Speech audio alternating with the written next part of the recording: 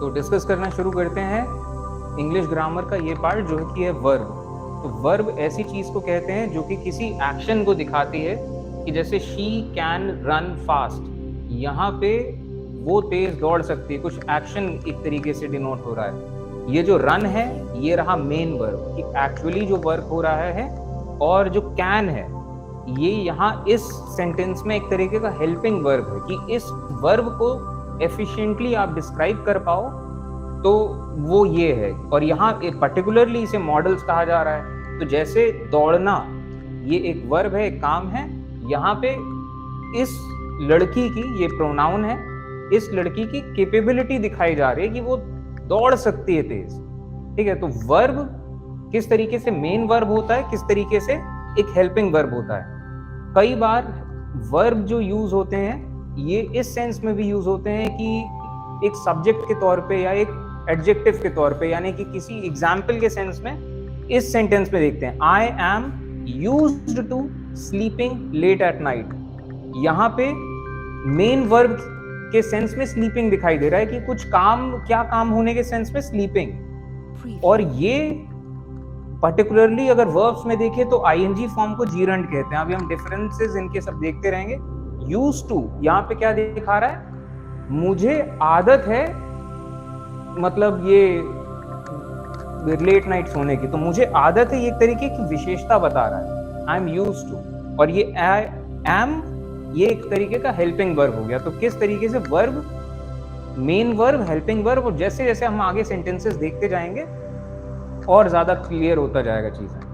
तो यहाँ पे तो हमने मॉडल्स देखे कि कहाँ पे हम कैन यूज करते हैं, कहाँ पे हम कुड यूज करते हैं। ठीक है, ये सब हम देख चुके हैं कि मे, माइट, मस्ट, शैल, विल, ये सब मॉडल्स में है कि कहाँ कहाँ पे हम यूज करते हैं। हम फिलहाल वर्ब में आगे की तरफ बढ़ रहे हैं। ये सब तो मॉडल्स, ये रिवीजन के तौर पे हम दोबारा से इनको करेंगे। हाँ, लेकिन कुछ कुछ चीजें यहाँ पे जैसे देखते जाइए कि be used to, accustom to, averse to, ये सब ऐसे फ्रेजेस हैं जहाँ पे वर्ब के first form plus ING form ही लगेगा इसके बाद। ठीक है, he is addicted to gambling with a view to adding more value, devoted to singing. ठीक है, तो इस सेंस में इनके छोटे छोटे रूल्स हैं। तो डेयर, नीड, मॉडल, हैव, ये सब हमने देख लिया। अब इसके बाद हमने इनसे रिलेटेड कुछ क्वेश्चंस भी किए थे। अब आते हैं वर्ब के आगे वाले पार्ट में। यहां से वर्ब थोड़ा सा मेन जो वर्ब का पार्ट है वो यहां से शुरू होता है, finite and infinite verbs.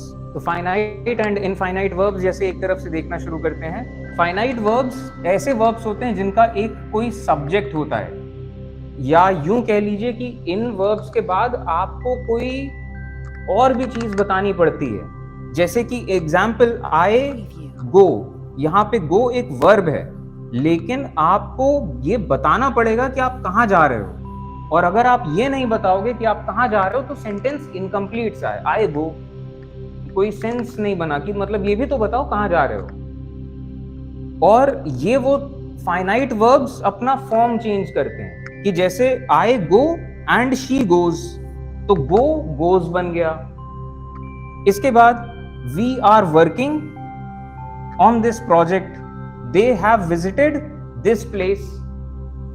Verb है लेकिन बाद में इनको कुछ और भी बताना पड़ेगा, ऑब्जेक्ट या सब्जेक्ट, कोई भी चीज देनी पड़ेगी। ये टेंस बताता है किस टाइम पे चीज हुई। पर्सन बताता है, person in the sense I go, she goes, first form है कि थर्ड फॉर्म है। और ये एक मेन वर्ब के जैसा यूज किया जाता है, फाइनाइट वर्ब्स जितने हैं। दूसरे तरफ हम कुछ ऐसे वर्ब देखते हैं जिनको हम नॉन फाइनाइट कहते हैं, यानी कि जिनका कोई सब्जेक्ट नहीं होता है, नो सब्जेक्ट। जैसे कि एग्जाम्पल, और मतलब एक और चीज, ये जरूरी नहीं कि ये टेंस बताएं, या जरूरी नहीं कि किसी पर्सन की बात करें, या फिर ये जरूरी नहीं किसी नंबर की बात करें किसी भी सेंस में, और ये जरूरी नहीं कि इनको आप मेन वर्ब के तौर पे यूज करें। जैसे कि example, Snehit loves to play chess.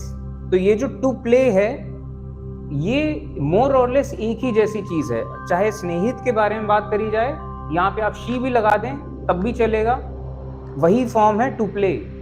ये एक्चुअली वर्ब हो नहीं रहा है, ये एक बस बात बोली गई है, यहाँ कुछ एक्चुअली वर्ब नहीं हो रहा है। इसके बाद टू एयर इज ह्यूमन, गलती करना इंसानी स्वभाव है।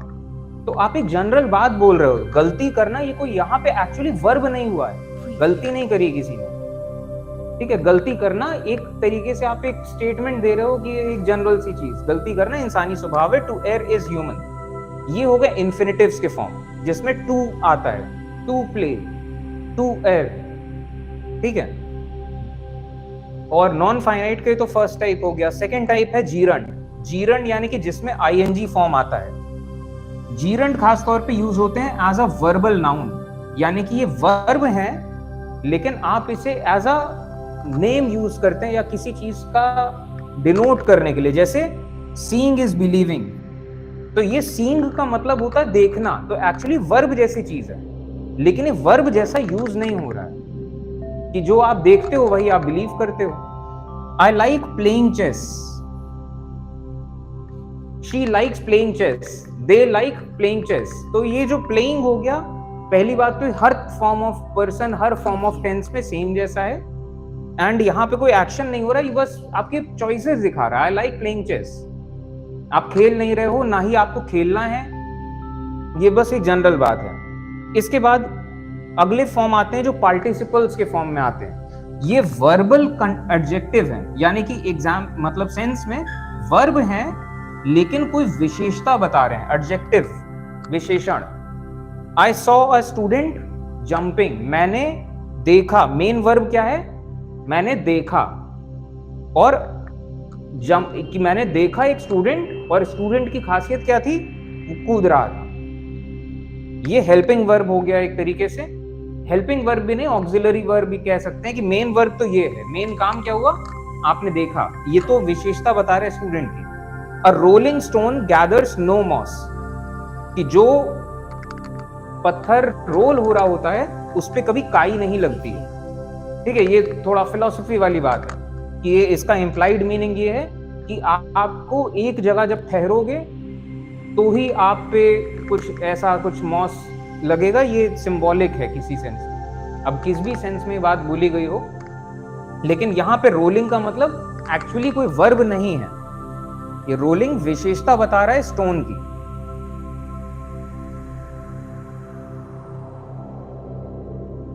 ठीक है, वर्ब और मॉडल्स में कोई ऐसा खास फर्क नहीं, वर्ब का ही एक फॉर्म है मॉडल्स, ठीक है। तो ये फाइनाइट एंड इनफाइनाइट वर्ब्स के हमने फॉर्म्स देखे कि क्या फाइनाइट है क्या इनफाइनाइट है, ये इतना बेसिक आइडिया होना चाहिए। अब जैसे एक तरफ से देखना शुरू करते हैं, ये जो इन्फिनिटिव्स हैं, नॉन फाइनाइट वर्ब्स।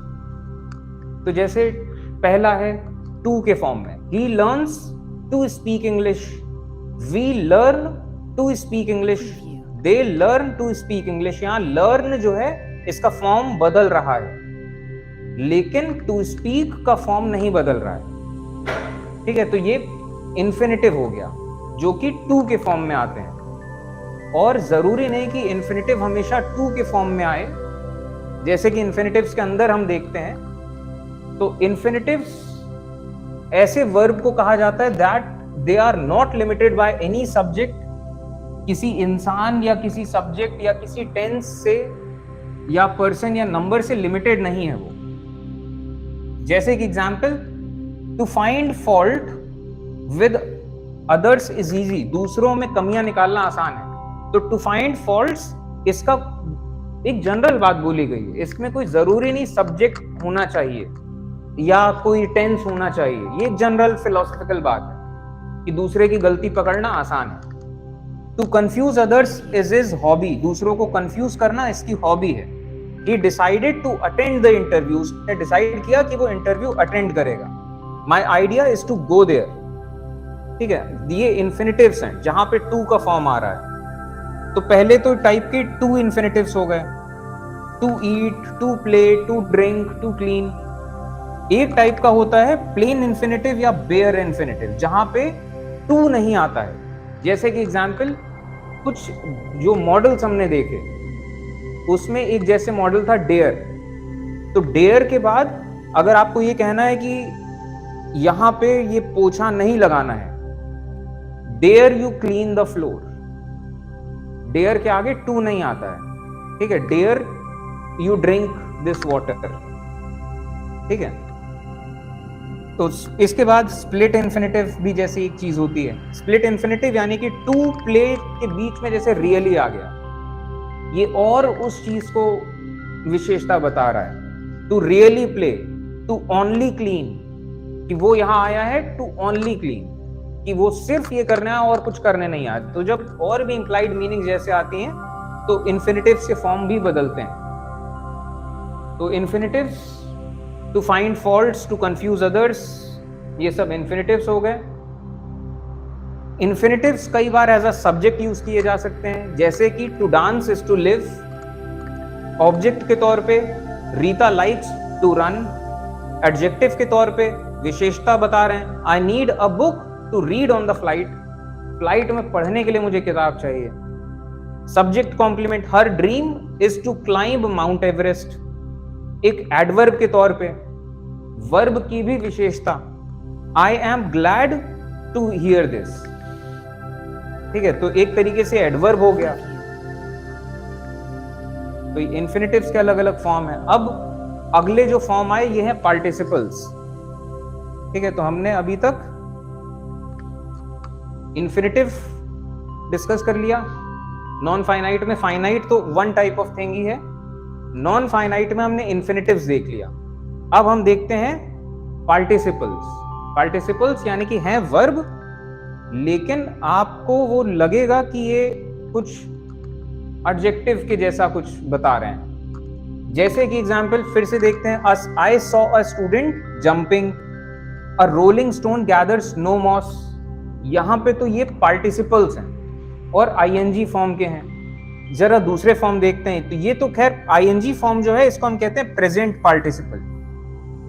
जितने भी आईएनजी फॉर्म है, ईटिंग, प्लेइंग, ड्रिंकिंग, क्लीनिंग, ठीक है, और जब खास तौर पे विशेषता बताई जा रही है, I saw the person drinking from that tap, ठीक है, तो ये प्रेजेंट पार्टिसिपल हो गए। कई बार होता है कि पार्टिसिपल पास्ट फॉर्म में हो सकते हैं, जैसे कि ड्रिवन बाय पैशन, अपने पैशन से ड्राइव होके he entered the teaching profession, की वो टीचिंग प्रोफेशन में आया, तो ये पास्ट पार्टिसिपल के फॉर्म जैसा हो गया।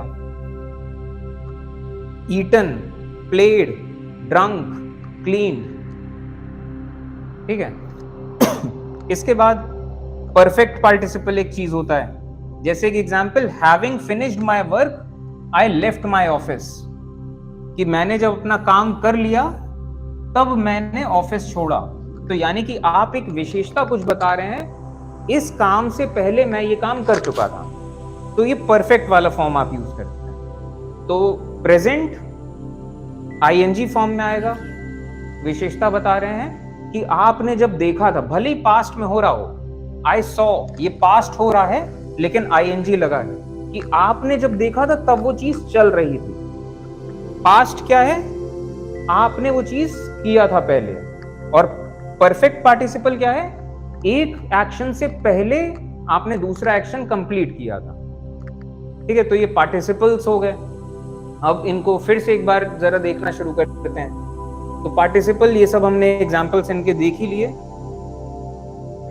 तो प्रेजेंट पार्टिसिपल, जिन पार्टिसिपल्स में आईएनजी फॉर्म आता है और ये दिखाते हैं कि एक एक्शन चल रहा था, एक्शन गोइंग ऑन, एंड ये इनकम्प्लीट सा है, कि मतलब जब आपने देखा था तो इस टाइम पे चल रहा था process. I found my friend sleeping soundly, ये पास्ट का स्टेटमेंट है कि मैं जब गया, I found my friend sleeping, कि जब आप पहुंचे तो वो सो रहा था, आपने जगाया उसे जाके। The crying girl had a beautiful face, है तो ये पास्ट टेंस की चीज, लेकिन जब आपने उस लड़की को देखा उस टाइम पर वो रो रही थी। The crying girl. We saw a woman carrying vegetables, past tense का सब्जेक्ट मतलब सेंटेंस। वी सॉ, हमने देखा, वो औरत सब्जी ला रही थी, उस टाइम पे वो काम चल रहा था, सब्जी लेके जा रही है। तो ये सब हो गया प्रेजेंट पार्टिसिपल। पास्ट पार्टिसिपल के कुछ एग्जांपल्स देखते हैं। पास्ट पार्टिसिपल वो फॉर्म्स ऑफ वर्ब है जो ईडी पे खत्म होता है या फिर डी पे खत्म होता है या टी या एन पे। जनरल तौर पे यही वो एंडिंग्स हैं जहां पे पास्ट का फॉर्म दिखाई देता है। जैसे कि एग्जांपल, ओपन्ड विंडोज हेल्प्ड हर एस्केप इजीली, ये पास्ट का सेंटेंस है पहली बात, और इससे भी पहले विशेषता बताई जा रही है कि ये खिड़कियां खुली थी तो वो भाग गई। खिड़कियां पहले से ही खुली थी, opened Windows. Known by the fact he didn't enter the interview, attend the interview, कि उसे पता था कि क्या होना है तो वो नहीं गया इंटरव्यू में। The students should not carry heavy laden bags, ये तो जनरल सा कुछ दिख रहा है। Time miss spent is time lost, जो टाइम आपने बर्बाद किया, मिस स्पेंट पास्ट वाली चीज, ये वो टाइम बर्बाद हो गया, मतलब या खो गया, टाइम लॉस्ट, वो दोबारा नहीं आएगा जो आपने टाइम बर्बाद किया। He is the most learned man, ठीक है, कि पूरे कम्युनिटी में सबसे पढ़ा लिखा वो है, ये पास्ट पार्टिसिपल है। लर्नेड पास्ट भी है और उसकी विशेषता बता रहा है भली लर्न वाला फॉर्म। इसके बाद परफेक्ट पार्टिसिपल, ये रिप्रेजेंट करता है an action having been completed sometime in the past, किसी एक चीज से थोड़ा सा पहले कोई एक्शन हो चुका है। Having read this novel, having read this novel, और आप देखेंगे वर्ब का थर्ड फॉर्म यूज हो रहा है। Having read this novel I started reading another novel, तो इससे पहले ही मैं ये काम कर चुका था। Having done this, having finished her work, अपना काम कंप्लीट करके वो चली गई अपने दोस्त से मिलने। Having not applied for the job, उसने जॉब के लिए अप्लाई नहीं किया था। She did not attend the interview, इस वजह से उसने इंटरव्यू भी अटेंड नहीं किया, ठीक है। तो ये परफेक्ट पार्टिसिपल हो गया। तो अभी तक हम नॉन फाइनाइट में हमने इन्फिनिटिव्स देख लिया, पार्टिसिपल देख लिया, पार्टिसिपल के भी 3 फॉर्म्स देख लिए, प्रेजेंट, पास्ट, परफेक्ट। अब आते हैं जीरंड्स पे। तो जीरंड आईएनजी फॉर्म वाली चीज ही है, ठीक है। अभी तक सब क्लियर है? चलिए ठीक।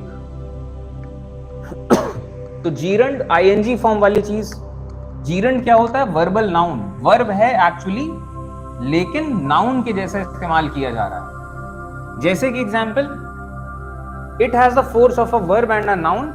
सीइंग इज बिलीविंग, देखना ही विश्वास करना होता है। I like playing chess, teaching is my profession. ING form है लेकिन यहां वर्ब नहीं हो रहा है, आप पढ़ा नहीं रहे हो। आई एम टीचिंग स्टूडेंट्स, वो प्रॉपर वाला वर्ब है, ये जीरंड में आएगा कि टीचिंग इज माई प्रोफेशन। ये वर्ब नहीं है, आप नाम दे रहे हो अपने प्रोफेशन को।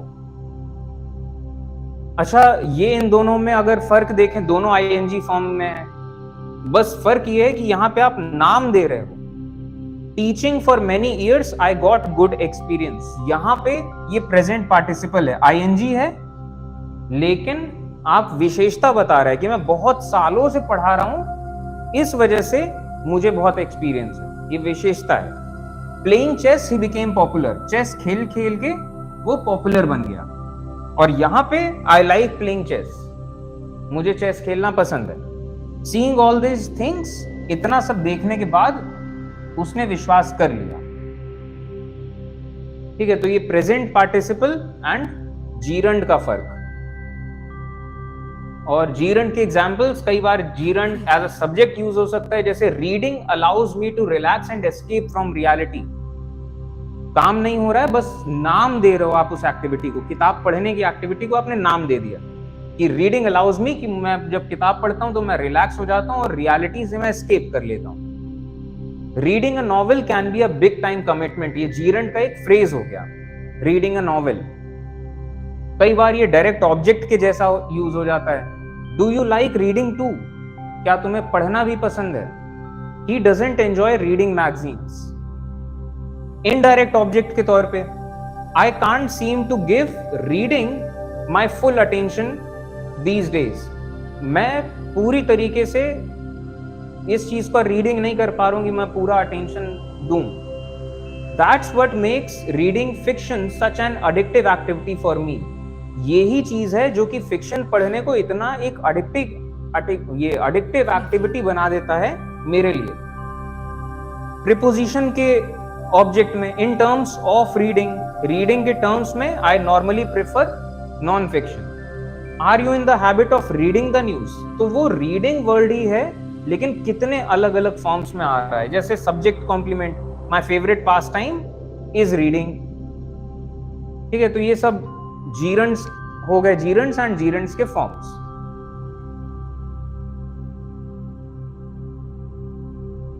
यहां जीरंड्स एंड पार्टिसिपल के बीच का डिफरेंस है। और इसके बाद है कुछ रूल्स, जैसे कि कुछ ऐसे वर्ड्स हैं जो सिर्फ आईएनजी फॉर्म में आएंगे। I enjoy travelling, I enjoy to travel नहीं होगा, एंजॉय के साथ आईएनजी आएगा, खास तौर पर अगर ऐसे वाले फॉर्म में। I have postponed meeting, I have postponed to meet नहीं चलेगा। तो ये सब के सब, I dislike doing this, I finished doing that, तो कोई भी चीज इन सब में आईएनजी फॉर्म में आएगी। I really appreciate having a friend like you. ठीक है, तो ये सब आईएनजी फॉर्म में आएंगे, टू के फॉर्म में नहीं आएंगे।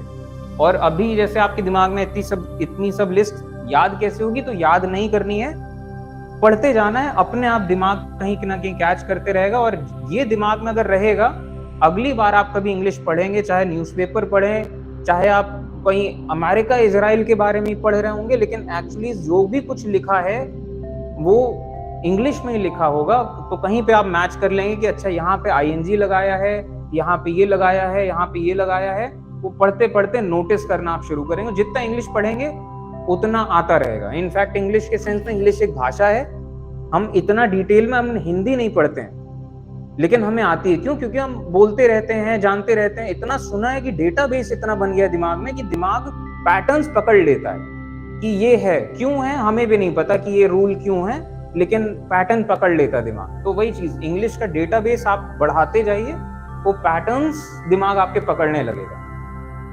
ठीक है, जहां इंग्लिश चलती वहां ये सब पढ़ाया नहीं जाता, मतलब पढ़ाया जाता है ऐसा नहीं, लेकिन उनकी भाषा है, उनका डेटाबेस उनके दिमाग में बचपन से सुनते आए, तो उनको पता है दिस सेंटेंस इज रॉन्ग। आप पूछ लो क्यों ऐसा रॉन्ग है, तो एग्जैक्टली वो रूल नहीं बता पाएंगे कि ये ऐसा है तो ये हेल्पिंग वर्ब है, तो सब्जेक्ट है तो इसमें ये नहीं लगता, वो ये नहीं बता पाएंगे, लेकिन बस वो समझ जाएंगे कि यार ये ठीक सा नहीं लग रहा है।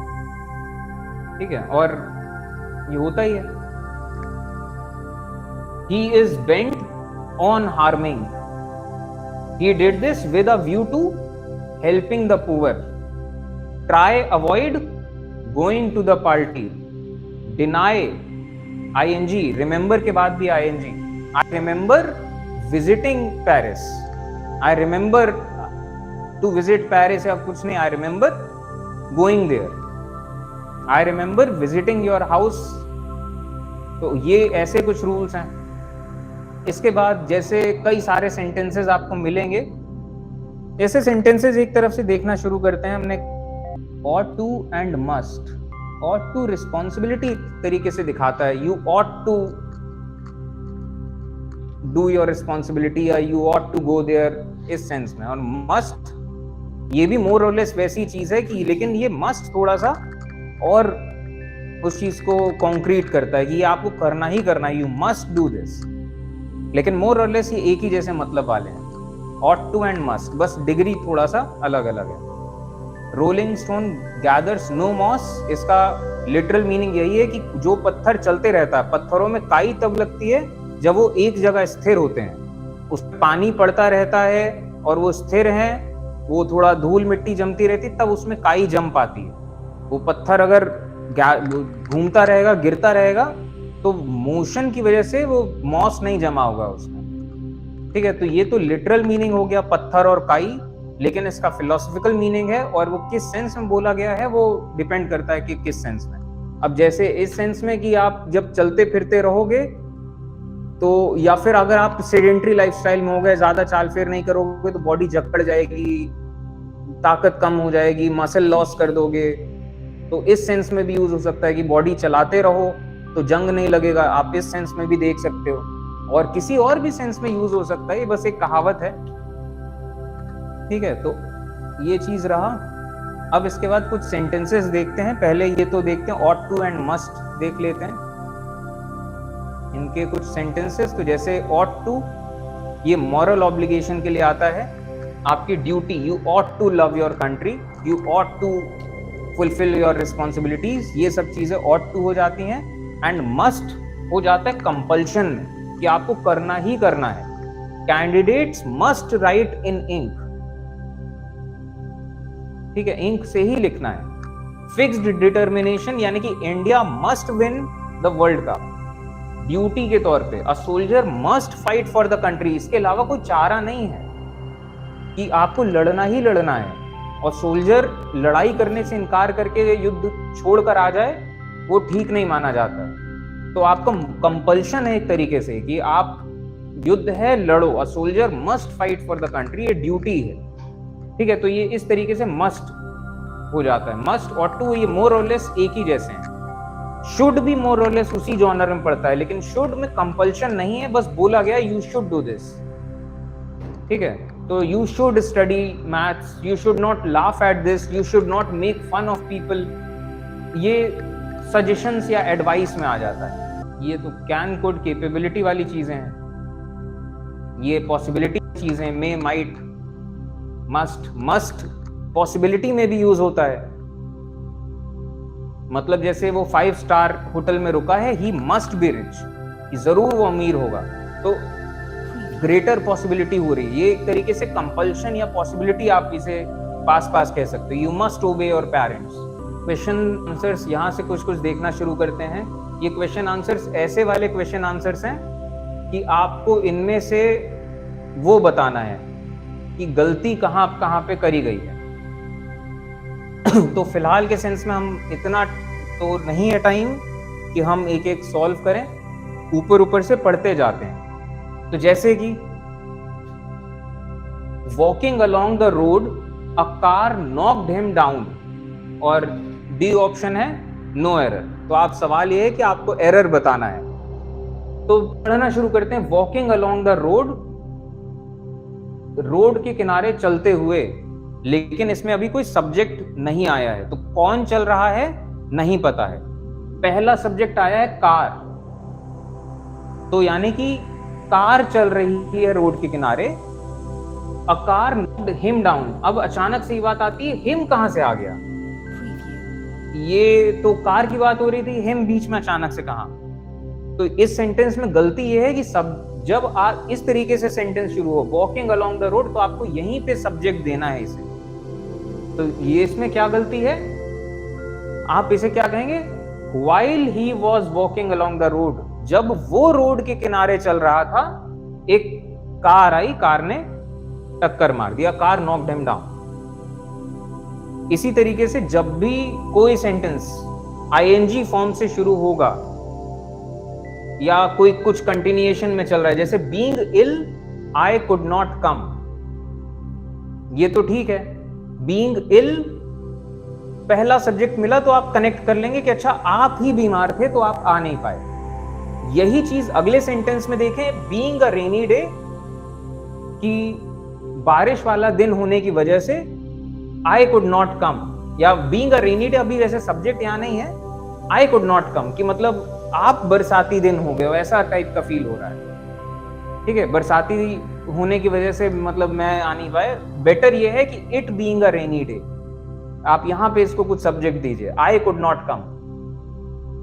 Walking along the road, road के किनारे चलते हुए, कौन चल रहा है नहीं पता। पहला सब्जेक्ट आया पेन, यानी कि पेन चल रहा है और पेन गिर गया, सेंसलेस सी बात लग रही है, तो आप इसको सब्जेक्ट देंगे while I was walking along the road, कि मैं रोड के किनारे चल रहा था और माई पेन फेल डाउन, मेरा पेन गिर गया।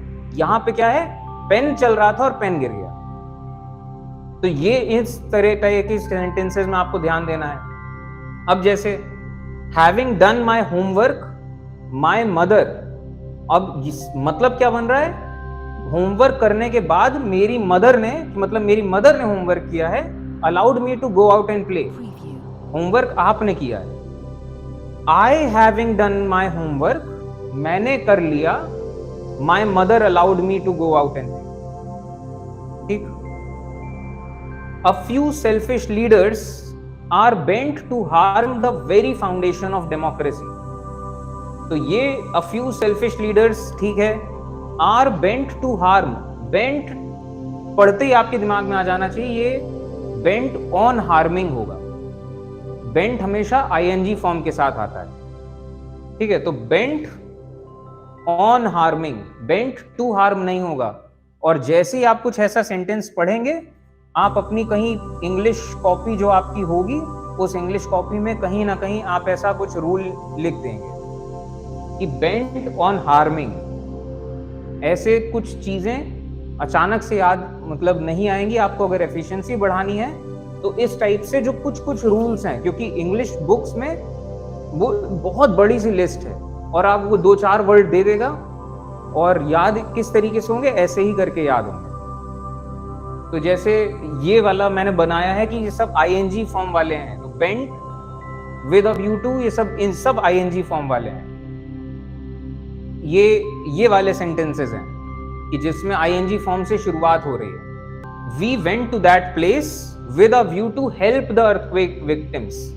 और जैसे ही आप पढ़ें we went to that place, सही है, with a view to help, तो with a view to helping, with a view to हमेशा आईएनजी फॉर्म के साथ आएगा, with a view to helping the earthquake victims. You should avoid to go to school as you have severe eye condition. Avoid के बाद हमेशा ING आएगा। You should avoid going to school as you have severe eye condition. इसके बाद I have no achievements to boast, मेरे पास कोई ऐसी उपलब्धियां नहीं है कि मैं उनको गिनवाऊं। बोस्ट के बाद अबाउट आएगा। कुछ ऐसे वर्ब हैं जिनके बाद आपको कुछ प्रीपोजिशन देना पड़ता है। I have no achievements to boast about, ये याद रखिएगा, boast about. He had no pen to write with, इसी टाइप से जैसे ये जो हमने रूल यूज किया कि उसके पास कोई पेन नहीं था लिखने के लिए, to write with. The poor had no bed to sleep in. Do you have a chain to chair to sit on. ठीक है, तो ऐसे कुछ सेंटेंसेस आए कि कोई ऑब्जेक्ट और उस ऑब्जेक्ट का यूज, तो boast about, write in, sleep in, sit on. अगला क्वेश्चन जैसे देखते हैं, have the letter send by someone who is trustworthy. ये लेटर भिजवाओ किसी ऐसे से जो कि विश्वास करने लायक हो। तो have the letter, have verb का थर्ड फॉर्म, हैव के बाद कभी भी आएगा तो वर्ब का थर्ड फॉर्म आएगा। तो have the letter sent, have it done. ठीक है, तो हैव के साथ हमेशा वर्ब का थर्ड फॉर्म। कभी मेड यूज होगा तो मेड के साथ वर्ब का हमेशा फर्स्ट फॉर्म आएगा। I made him do the whole work. We got him arrested by the police. Have the box opened. ठीक है, तो यहां पे हैव द लेटर सेंट। अब अगला question, would you please order for tea and biscuits for all of us. यहां पे rule ये है कि ऑर्डर आप कभी भी करेंगे तो आप ऑर्डर के बाद ये सब नहीं लिखेंगे, ऑर्डर फॉर। ऑर्डर का मतलब ये है कि आप सीधा लिस्ट बताइए, तो ऑर्डर के बाद कभी प्रीपोजिशन नहीं आएगा। ये छोटे वाले रूल्स हैं जो कि आपको चैप्टर्स के बीच में कभी नहीं मिलेगा। छोटे छोटे ये रूल्स कि ऑर्डर के बाद प्रीपोजिशन नहीं आएगा, ऐसे रूल्स में नहीं मिलेगा। ये अनसेड रूल्स, ये छोटे वाले रूल्स, ये एक्सरसाइज क्वेश्चंस जितना आप करेंगे और जितना आप इन सेंटेंसेस से गो थ्रू हो जाएंगे, वैसे वैसे आपके दिमाग में स्ट्राइक करने लगेगा। ठीक है, और ये हम आम तौर पे बहुत गलत बोलते हैं। जो लोग इंग्लिश बोलते भी आमतौर पे बहुत गलतियां करते हैं। ऑर्डर फॉर दिस, ठीक है, तो ऑर्डर के बाद कभी प्रीपोजिशन नहीं लगाना है। Would you please order tea and biscuits for all of us. Everyone considered him as a brave man, but he fled from battlefield. हर कोई उसे कंसिडर करता था एक बहादुर आदमी, लेकिन वो भाग गया युद्ध भूमि छोड़कर। तो यहां पे आपको एज नहीं लगाना है। क्यों? इनके रूल्स हैं। He was named president, named as president नहीं, ही वॉज नेम्ड जो भी चीज। He was elected prime minister, he was elected as prime minister नहीं, इलेक्ट में वो चीज आ गई। थिंक, कंसिडर, कॉल, अपॉइंट, इन सब में choose. He was chosen as, he was chosen the leader, इन सब में एज नहीं लगेगा। He was made the leader. और कुछ ऐसे वर्ड हैं जहां पे आपको एज लगाना पड़ता है। This is regarded as, this is described as, defined as, treated as, viewed as, known as. He is known as the best batsman. इनके आगे एज लगाना पड़ेगा, नहीं लगा है तो गलत है। और इनके आगे एज नहीं लगाना है, अगर लगा दिया तो गलत है। He is considered as the greatest batsman नहीं, he is considered the greatest batsman। ठीक है, तो ये दिमाग में रखिए। इसके कुछ एग्जाम्पल्स देखते हैं इस वाले रूल के। I regard him as my brother, regard करता हूं ब्रदर के जैसा, as। Biology is defined as, he is considered as the best student, he thinks her a fool, इसमें as नहीं है, he thinks as। The principal appointed him, as नहीं आएगा, appointed him lecturer। The teacher called him stupid, call के आगे भी as नहीं है। ठीक है, तो ये इसके कुछ एग्जाम्पल सेंटेंसेस हो गए इस रूल के।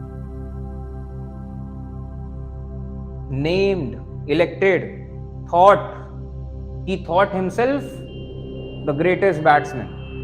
Consider, call, appoint, he was appointed lecturer। अगला question, my father does not mind to be disturbed while he is reading the newspaper। मेरे फादर माइंड नहीं करते कि उनको न्यूज़पेपर पढ़ने के दौरान कोई डिस्टर्ब कर दे, तो माइंड नहीं करते। तो my father does not mind, mind के आगे हमेशा बीइंग डिस्टर्ब्ड आएगा, ing फॉर्म लेगा mind. I don't mind going there, mind भी ऐसा वर्ड है। तो does not mind being disturbed while he is reading the newspaper. तो begin, start, like, prefer, remember, worthy, miss, ऐसे बहुत सारे वर्ड्स हैं जिसके आगे जीरंड लगता है एज एन ऑब्जेक्ट। जैसे कि आगे हम चलिए क्वेश्चन और देखेंगे, इनके सेंटेंसेस अभी और आएंगे। I prefer going there, I remember watching the film, suggest. ठीक है, इनके सेंटेंसेस अभी और आएंगे, हम देखते रहेंगे। क्योंकि रूल्स, वर्ब में जो सवाल आएंगे कहीं ना कहीं ऐसे ही कुछ रूल से फंसते फंसाते आते हैं। Perhaps you do not know I am having a car and a jeep besides a big house। कि शायद तुम्हें पता नहीं है, लेकिन मेरे पास एक कार और एक जीप भी है एक बड़े घर के साथ साथ। तो यहां पे ये जो I am having लिखा है, ठीक, कभी भी पोजीशन के लिए आप having नहीं लिखेंगे। I am having a car, आपके पास है, आपने कार ले ली तो कहीं जा नहीं रही, वो है आपके पास, तो I have a car। ठीक है, I am having a big house, वो घर ऐसी चीज नहीं कि आपने आज लिया है, अभी खा लोगे, फिर से कल लेना पड़ेगा। तो आज घर है, कल नहीं है, आपने ले लिया, उसको परमानेंट माना जा रहा है। आप वी हैव अ हाउस। ठीक है, तो हैव कभी भी पोजीशन हैविंग नहीं दिखाएगा, सिर्फ हैव चलेगा। तो perhaps you do not know I have a car and a jeep besides a big house। The lawyer asked me if I were worthy to take the matter to court। If it were worthy to take the matter to court, worthy to take, worthy, taking, हाँ वही चीज, एक दो कहीं कहीं miss हो जाता है। तो वर्दी भी देखिए इसी में है, इसके साथ हमेशा आईएनजी आएगा। Is it worthy going there, is it worthy taking the matter to the court, ठीक है। वर्दी के आगे gerund. I bade him to submit all the documents, I bade him to submit all the documents before he left his job. Bade पढ़ते ही आपके दिमाग में आ जाना चाहिए हमने बेड वर्ड पढ़ा है, और कुछ रूल्स थे इसके। बेड के आगे प्लेन इंफिनिटिव आता है। आई बेड हिम, बेड का मतलब ये होता है इनकार करना कि ये नहीं करना आपको। I bade him submit all the documents before he left the job, तो I bade him to submit नहीं होगा, I bade him submit. He thinks himself as a great scholar. Think पढ़ते दिमाग में आ जाना चाहिए कि एज वाला रूल था इसमें, एज है, एज है, और रूल क्या था, थिंक के आगे एज नहीं लगना है। थिंक में इन इटसेल्फ वो मिल जाता है, he thinks himself the greatest, तो remove as. All the candidates will give a test on Friday. यहां पे भी एक छोटा सा रूल है, आप कभी भी टेस्ट देते नहीं है, आप टेस्ट लेते हैं, क्योंकि टेस्ट आपका हो रहा है, किसी और का नहीं हो रहा है। You take a test, you don't give a test. आप वो पेपर भले ही दे रहे हैं लेकिन टेस्ट आप ले रहे हैं। तो all the candidates will take a test on Friday.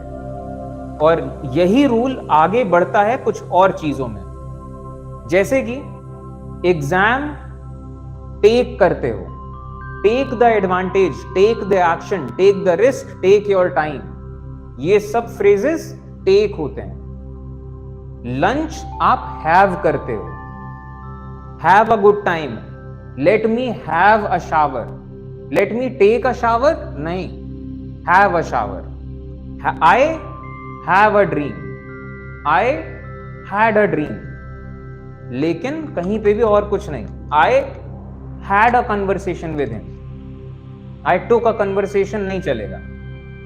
कुछ चीजें मेक करी जाती हैं, make a demand, make a gesture, make a noise, make a promise, make a request, make a mistake.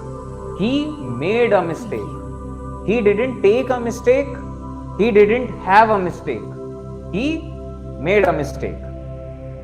कुछ और अदर वर्ड्स हैं, ये पर्टिकुलर कुछ वर्ड्स हैं। स्कीम लॉन्च होती है, हेल्प रेंडर करी जाती है, एजुकेशन इम्पार्ट करी जाती है, टैक्स लेवी किया जाता है या इम्पोज किया जाता है, फाइन भी इम्पोज किया जाता है, चार्जेस लेवल किए जाते हैं। तो कभी भी टेस्ट आप कभी भी पढ़ें तो दिमाग में आपके आ जाना चाहिए कि यार टेस्ट से जुड़ा हमने एक रूल पढ़ा है कि टेस्ट हमेशा टेक किया जाता है, गिवन नहीं होता है, और मिस्टेक आप मेक करते हो। इसके बाद अगला sentence, Mrs Dorai would rather spend a quiet evening than attending a party. यहां पे क्या दिख रहा है आपको, would rather spend a quiet evening, rather के बाद rather spend this than attend a party, ठीक। अगला, the audience watched the clowns perform their act. Audience ने जब देखा, द ऑडियंस ने क्या देखा, द क्लाउन्स उस टाइम पे परफॉर्म कर रहे थे, करके जा नहीं चुके थे। The audience watched the clowns performing their act. वो क्लाउन्स एक्ट परफॉर्म कर रहे हैं तभी वो देखने लायक है, वरना अगर वो एक्ट परफॉर्म नहीं कर रहे हैं तो क्लाउन्स वो बस खाली बैठे हैं, कुछ खा रहे हैं, वो देखने लायक वो ऑडियंस नहीं देखेगी। ऑडियंस लिखा है ये चीज। The life guard would not let the children to swim at the deep end of the pool. Let के बाद हमेशा वर्ब का फर्स्ट फॉर्म आएगा और टू नहीं आएगा, ठीक है। तो the life guard would not let the children swim, to swim नहीं आएगा। ये भी एक छोटा सा रूल है, लेट के आगे वर्ब का फर्स्ट फॉर्म सिर्फ, टू नहीं, बेयर इन्फिनिटिव कह लीजिए इसे। He denied to help me, deny पढ़ते ही आ जाना चाहिए ING form. He denied going there, he denied helping me, he denied attending the meeting. He deny के आगे आईएनजी ही आएगा, He denied helping me. Walking along the bank, ing form से शुरू हुआ है, दिमाग में सबसे पहले आ जाना चाहिए सब्जेक्ट पता हो. Walking along the bank of the river, the road began to rise. तो रोड नहीं चल रही थी रिवर के किनारे, आप चल रहे थे. तो while I was walking along the bank of the river, मैं रोड के किनारे चल रहा था. तो मतलब ये नदी के किनारे चल रहा था, तो रोड ऊंची होने लगी. It is time you decide on your next course of action. यहां पे भी एक छोटा सा रूल है. It is time कभी भी आएगा तो हमेशा वर्ब का सेकेंड फॉर्म आएगा. It is time या it is high time, verb का सेकेंड फॉर्म. अब वक्त है कि तुम कुछ करो. It is time you decided on your next move. ठीक है. As I was feeling sleepy, I asked for a steamed cup of tea. मुझे नींद आ रही थी तो मैंने एक गरम चाय मंगाई. तो यहां पे वो जो गरम चाय है ये जीरंड में आएगा. ठीक है. I asked for a steaming cup of tea. ये विशेषता बता रहा है उसको. I remember meeting him 5 years ago. कुछ ऐसे सेंटेंसेस होंगे जो कि अलग अलग, मतलब कंपाउंड सेंटेंसेस कह लीजिए कि दो सेंटेंसेस एक में है. I have always and will always be faithful to you. मैं हमेशा वफादार रहा हूं और आगे भी वफादार रहूंगा. ये सही सेंटेंस है. तो यानी कि दोनों फॉर्म्स को आप कंप्लीट करेंगे. तो आई हैव ऑलवेज ये इनकम्प्लीट है और आपने इसको जोड़ दिया है उसके साथ will always B.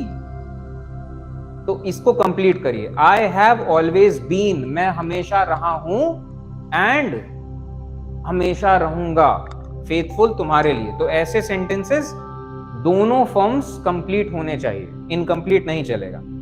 I am afraid I did a mistake. I am afraid I made a mistake.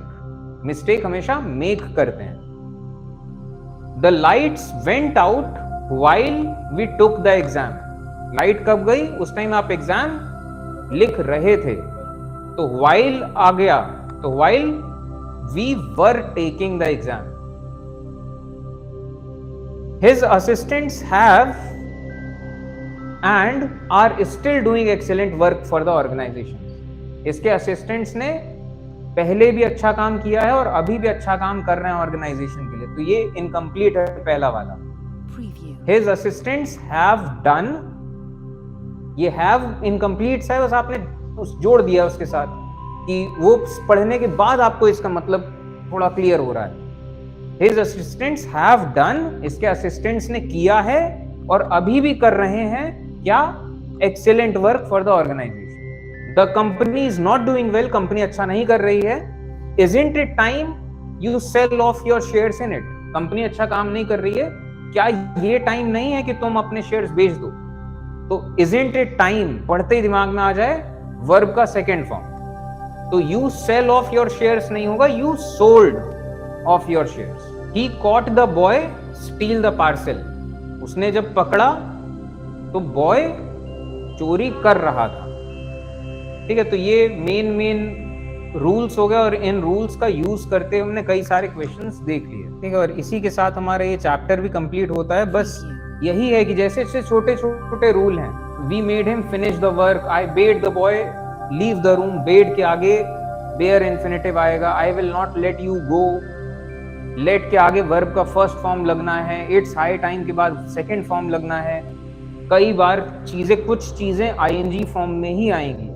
Rising prices, developing countries, ये डेवलपिंग एक तरीके से बता रहे हो, डिनोट कर रहे हो आप उन्हें. नाम तो नहीं एग्जैक्टली लेकिन डिनोट कर रहे हैं. बार्किंग डॉग्स, भौंकने वाले कुत्ते. Swimming is a good exercise. और हैव के आगे वर्ब का थर्ड फॉर्म, विल के आगे हमेशा वर्ब का फर्स्ट फॉर्म आएगा. तो ऐसे ही आपको और भी करते जाने हैं सेंटेंसेस, और जो भी सेंटेंस में जो गलती दिखे आपको ऐसा नोट्स बनाते जाना है. और जब नोट्स बनाएंगे और फिर से अगली बार अगले हफ्ते जैसे आपने खोल लिया, तो वही वाली बात है कि कुछ चीजें रह जाएंगी. आप जब जब पढ़ोगे कुछ चीजें रह जाएंगी, मतलब दिमाग में रह जाएंगी और over a period of time आपको सब आता हो, ठीक है। तो यही चीज है, और जितने क्वेश्चंस आप करेंगे उतने ऐसे छोटे छोटे रूल्स क्लियर होते जाएंगे, और जितने कॉम्पिटिटिव एग्जाम्स हैं, इंग्लिश सब में आता ही है आज के टाइम में, जितने एग्जाम्स है कोई एग्जाम नहीं बचा जिसमें इंग्लिश नहीं आता है, और हर एग्जाम में मोर और लेस यही चीजें आती हैं, क्योंकि इंग्लिश 10वीं तक ही पढ़ते हैं, और ये अंडरस्टूड माना जाता है। 11वीं 12वीं का कोर्स एग्जाम्स में एज सच बहुत ज्यादा वैसे डिटेल में नहीं आता, अनलेस आप मेडिकल या आईआईटी या कुछ ऐसा कर रहे हो कि पर्टिकुलर कुछ, उसी में आता है 11th-12th, वरना 10वीं तक ही आता है। ये समझ के कि 10वीं तक तो हर कोई पढ़ता है, 10वीं के बाद होता है कि कोई लोग सिर्फ मैथ्स पढ़ता है, कोई साइंस पढ़ता है, कोई कॉमर्स, कोई आर्ट्स, कोई फिजिकल एजुकेशन, वो 11वीं 12वीं से होता है कि हम तो कंप्यूटर के हैं। 10वीं तो कॉमन है, तो आता सब कुछ यही है, कुछ अलग नहीं आता है। बस वही चीज है कि जो आप एग्जाम देंगे उसी के टफनेस लेवल के मुताबिक यहां से आपको रूल्स पूछेगा। टफ एग्जाम में तो थोड़ा टफ रूल पूछेगा, वो जो रूल आपको तभी पता होगा जब आपने खूब 1-2 किताबें प्रैक्टिस कर रखी हो, 1-2 टेस्ट सीरीज भी प्रैक्टिस कर रखी हो। इजी एग्जाम होगा तो बस सिंपल सा पूछ लेगा कि आपने एक ही किताब पढ़े रखी है, अगर अच्छे से तो कर लोगे। हाँ, लेकिन इतना है कि इतना तो है लेवल सबका कि अगर आपने नहीं पढ़ा है तो ABCD में कंफ्यूज हो जाओगे। ठीक है, चलिए एंड करते हैं आज का सेशन। तो वर्ब हमने